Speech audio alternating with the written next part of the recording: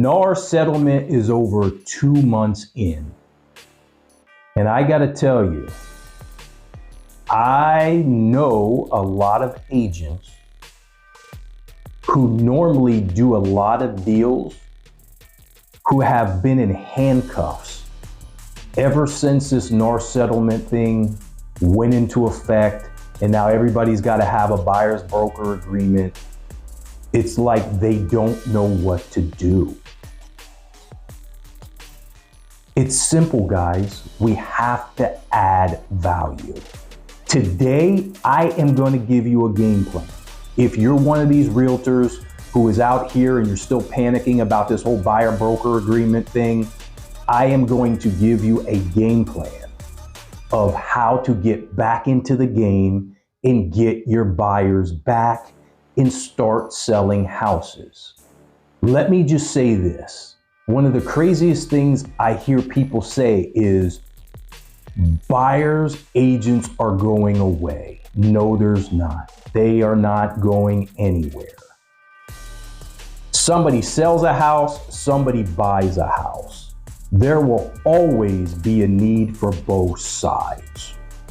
Today, I'm gonna get you back into the game so you're back to making money. If you stay tuned to the very end, I am going to give you a tip on what high-end agents are doing when it comes to having buyers sign these buyer broker agreements. My name is Jonathan B.J. Hayes. I train real estate agents on how to leverage social media via digital storytelling so they can scale and elevate their business. Thank you for returning back to the channel.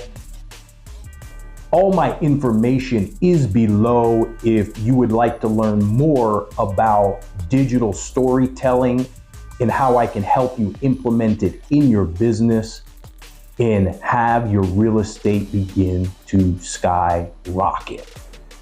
So today, guys, we are going to get right into it.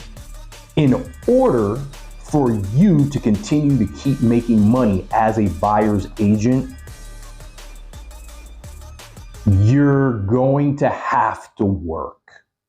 And when I say work, I know you were working before, but you're going to have to show the buyer the services that you provide. You're going to need to separate yourself from all the other agents. You know, it's happened to me before, so I know it's happened to you. You have somebody, you think they're gonna use you as their buyer's agent, and then they call and say, hey, you know what, Jonathan, my son's girlfriend just got a real estate license. I'm going to use her.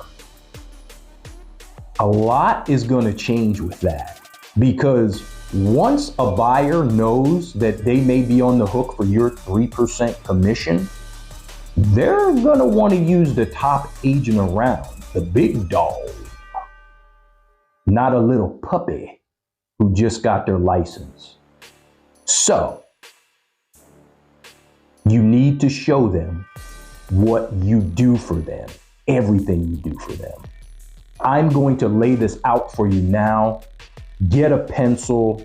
This is basically your buyer broker agreement consultation to help you get that document signed.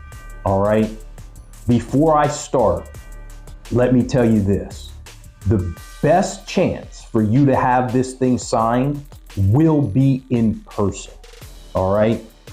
People are less likely to be ignorant, rude, or say no if you do things face to face, a mano a mano, eye to eye. When you can look at somebody in their eyes, it's harder to say no. It's easy over the phone or via text. So give yourself a fighting chance. Be able to see the people. Now, I understand.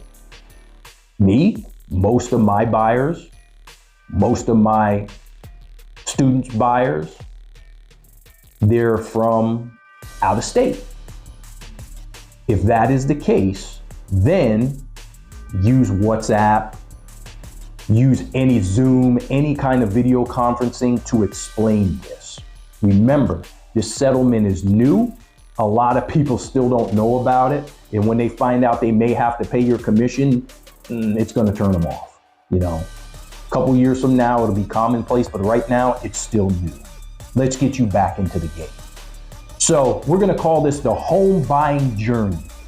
So number one, the first thing you have to express to your buyer is, number one, I'm gonna establish a game plan. I'm gonna lay out from day one how we're gonna operate, what houses we're gonna look at, all the above. Number two, as the agent, help them arrange their financing.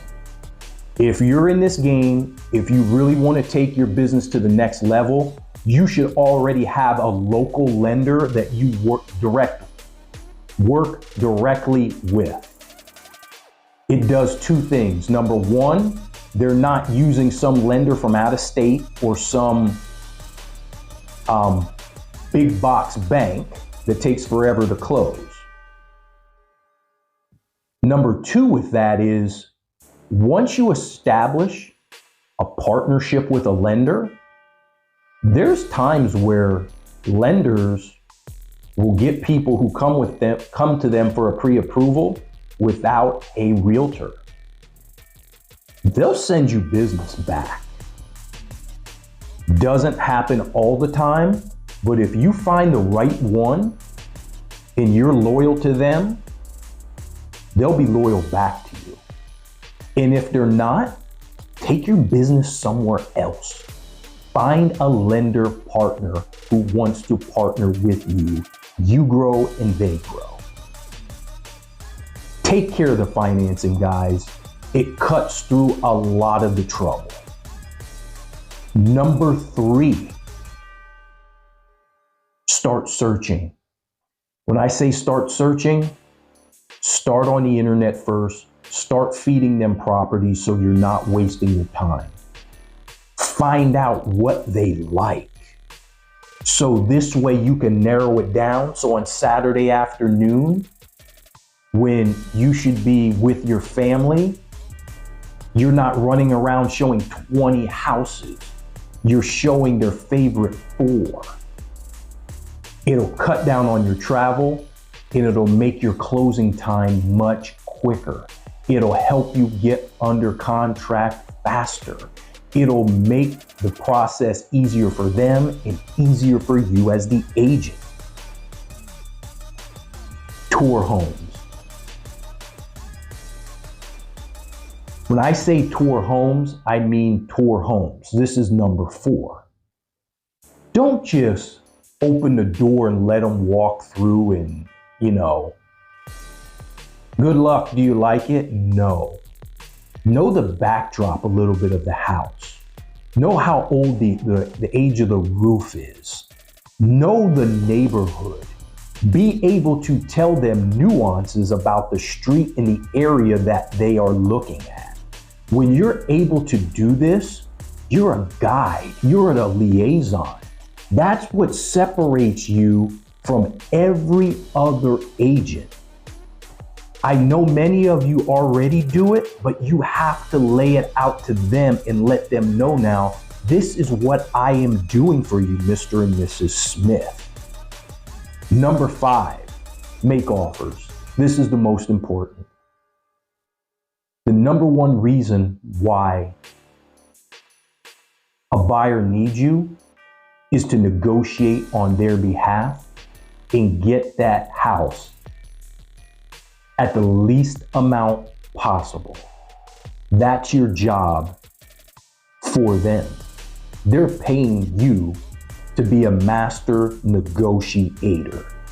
You must explain this to them in this meeting in order to compel them to sign that buyer's broker agreement for 3 months or maybe even more. Get that agreement for as long as you possibly can. Number 6, you're going to schedule inspections. Let them know once you get this house under contract, you're going to help them with the inspection process. Send them 3 inspectors that you like, know, and trust and have used, and let them pick the one they want to use and handle the inspection. Let them come if they want to, but let them know, hey, I'm going to handle all of this. I'm going to be there when the inspection's done. I'm going to go through the report. We're going to decide, hey, if there's any fixes that need to be done, how are you going to compensate us? Are you going to fix it, or are you going to take money off the house? Let them know that this inspection process is tedious, and that's your job to handle it.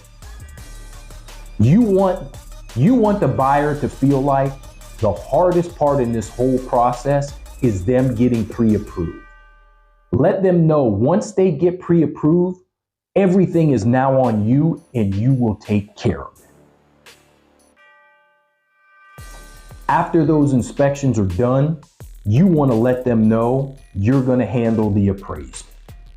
Now, the appraisal is just a call to the lender. They'll have to pay, but let them know you're going to initiate all of this for them. You want to be a one-stop shop. You want them to know once you're approved, all you got to do is enjoy the journey and tell me what house you want. A, B, C, D, or E, everything's been done. You just tell me which one and I'll take care of the rest. We do it already, but we don't do a good job of letting the buyer know everything that we do for them in the process. Now we have to, guys. Once we have that appraisal, we move on to number 8. Negotiating the contingencies. So if there was anything with the house, we're going to negotiate them down so we can get a better price or we can get the fixes that we want. In number 9, we are going to finalize financing. Meaning, hey, we're under contract. Is everything good? Is there anything from underwriting that came back that did not look kosher? We will help them get that taken care of to the best of our ability. And then number 10, help them plan their moving logistics. You know your city better than they do, especially if they're coming from across country, wherever. Be a liaison. Don't run from these people. If they ask you a question and say, hey, where is the best place for us to put stuff in storage? Or, hey, we may want to fix up the place first. We're going to stay in a hotel for 2 weeks. Whatever it is, be a liaison to them. And then finally, get the thing closed. Put a big smile on their face. That's what our job is, period. Also, lay this out to them, and it's much important. There's 3 parts to a real estate transaction. 1, there's the listing agreement. Number 2, there's the buyer agreement. And number 3, there's the purchase agreement, which is handled by title. There you have it, guys. Everything you are going to need to know in order to get you back in the game, closing deals, back at the closing table, filling up your pipeline with buyers. If anybody has any questions whatsoever, you can drop me a line below. All my information is below in the description. Also, you can schedule time in my calendar if you're interested in learning more about digital storytelling and exploding your real estate business. Till the next time we meet, everybody, stay safe, be blessed.